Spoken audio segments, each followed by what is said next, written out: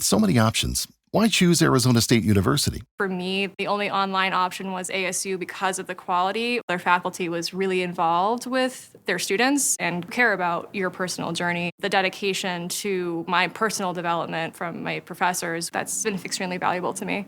Earn your degree from the nation's most innovative university. Online. That's a degree better. Explore more than 300 undergraduate, graduate, and certificate programs at asuonline.asu.edu.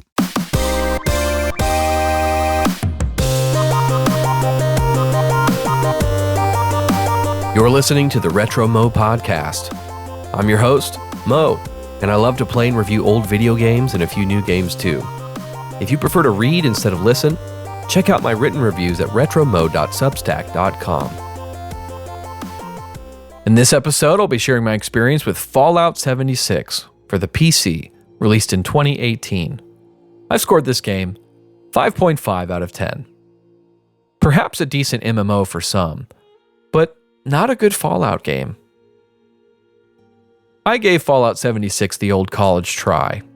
After dumping 220 hours into Fallout 4, I guess I wanted more Fallout, so I gave Fallout 76 another go.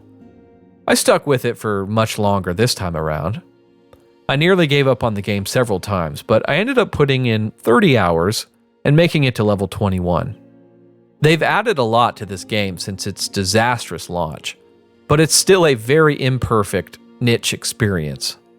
If you're just looking for another MMO to try out with friends, you may get some enjoyment out of Fallout 76. If you're looking for more of the single-player experience that you loved in Fallout 3, New Vegas, or Fallout 4, you're going to be disappointed with this. At least Fallout 5 will be ready by 2030? Oh, that feels like a lifetime away. The greatest flaw of Fallout 76 is the lack of compelling story content. The gameplay brings back the classic shooting, looting, lockpicking, hacking, and exploring, but the lack of an intriguing narrative to pull everything together makes the whole experience feel pointless. Many times while playing, I thought to myself, why am I doing this? What's the point of this? Most RPGs have at least some filler quests. You know, go here, get this thing, kill stuff, come back. However, the best RPGs have generous portions of the good stuff. Quests with memorable characters and rich story content that don't just feel like another chore. You feel like you're working towards something meaningful. You're advancing a captivating story. Fallout 76 does not really have that. Much of what I experienced in Fallout 76 was very forgettable. The best RPGs keep the repetitive fetch quests to a minimum, but with Fallout 76, nearly all of the quests just feel like boring filler. Many of these quests require long stretches of walking. I felt like I was playing Morrowind again, and I do love Morrowind, but I can only play that game with a mod that greatly increases walking speed because of all of the walking in that game. The Fallout 76 map just feels very empty. There are very few encounters or interesting locations or Easter eggs to discover. In Fallout 4, there are many sections of the map that are densely populated with interesting stuff to discover and explore. Not so in Fallout 76.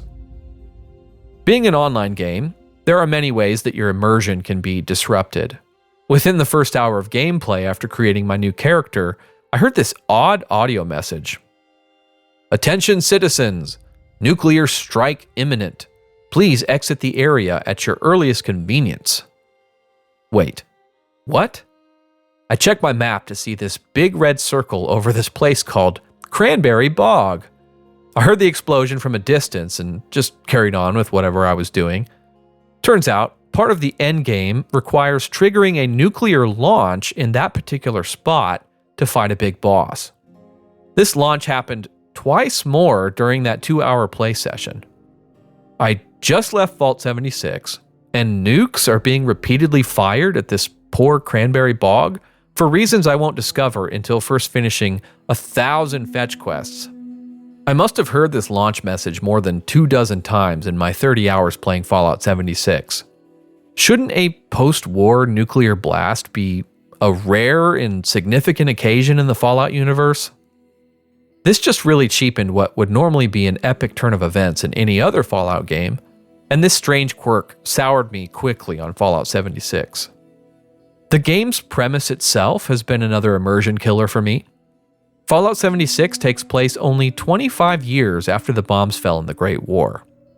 This does open up some interesting possibilities for characters from the pre-war era that survived the bombs, but I can't help but wonder if 25 years is a long enough time period to allow for all of the crazy mutations and post-apocalypse mayhem that Fallout is known for. I mean, how have giant radioactive Mirelurks developed from these humble sea critters in less than a generation? It doesn't help that they've reused a lot of assets from Fallout 4, a game that takes place more than 200 years after the bombs fell. This disparity can be noticed. In the other Fallout games, there's something about the mystery of that lengthy passage of time that makes some of these outlandish mutated creatures seem that much more plausible. Of course, I know this is tongue-in-cheek sci-fi, but 25 years does not feel like a long enough time period for me.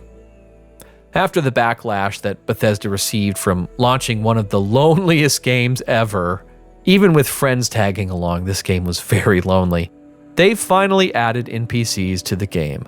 However, many of the NPCs are just cookie-cutter templates with very uninteresting dialogue. They don't bring much life or immersion to the game. It's almost as if they said, "Oh, you want NPCs? Here, have some NPCs." Most of the voice acting is fine, but some of the writing ranges from a bit off to just bad.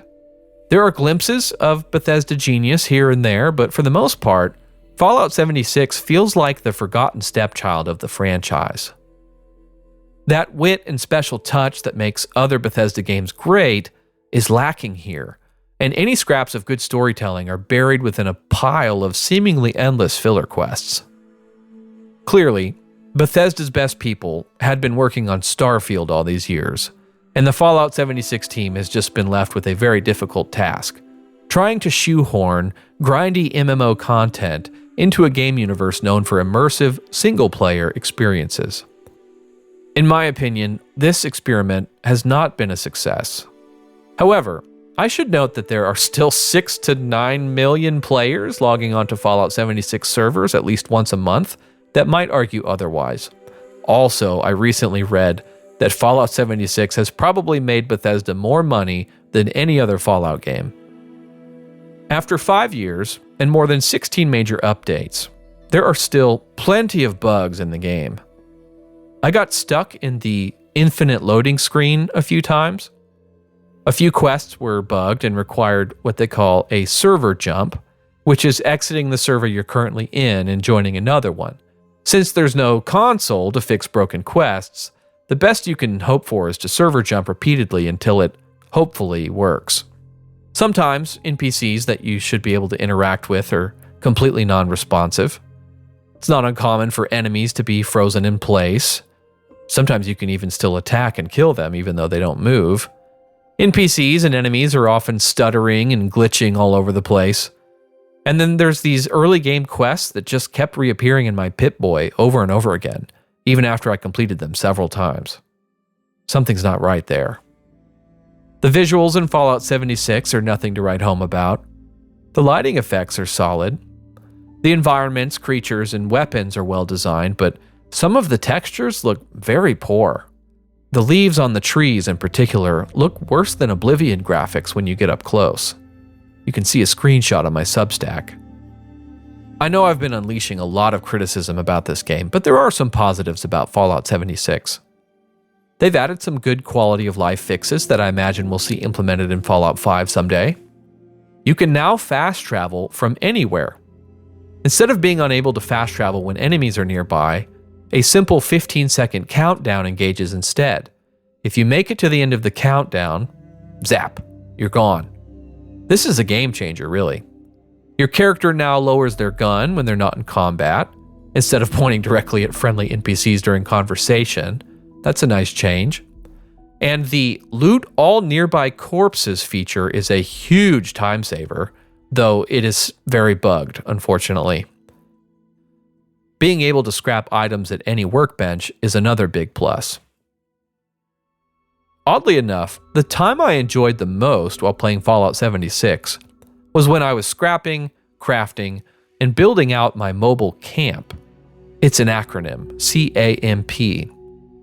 They've tidied up the building tools a bit, though there are still plenty of issues. They've added loads of new items, but many need to be unlocked via microtransactions. I really enjoyed foraging for copper, lead, rubber, and other materials in order to build enough generators and water purifiers to keep myself supplied. You'll encounter shortages in supplies or materials, but the game gives you several possible solutions that you can work towards. The gunplay is decent, about on par with Fallout 4, though Fallout 76's enemy AI is notably worse. VATS no longer slows time since multiple players are sharing the same game world, but they've chosen a clever compromise. VATS now simply provides auto-targeting with a percentage indicator of your chance to hit.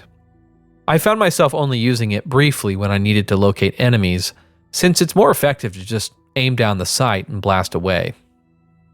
The soundtrack is probably the strongest feature of this game. It may not be as potent as Fallout 4's exceptional soundtrack, but Anon Zur has delivered another handful of gorgeous ambient tracks that fit this Appalachian environment perfectly. While taking these long walks through Appalachia to fetch who knows what for who cares anymore, at least these stunning ambient tracks will keep you company. Overall, I'm glad I gave Fallout 76 a proper shot. It's not the game that I wanted, and I couldn't stick it out for more than 30 hours, but I feel like I've gotten enough of the experience to check Fallout 76 off my list.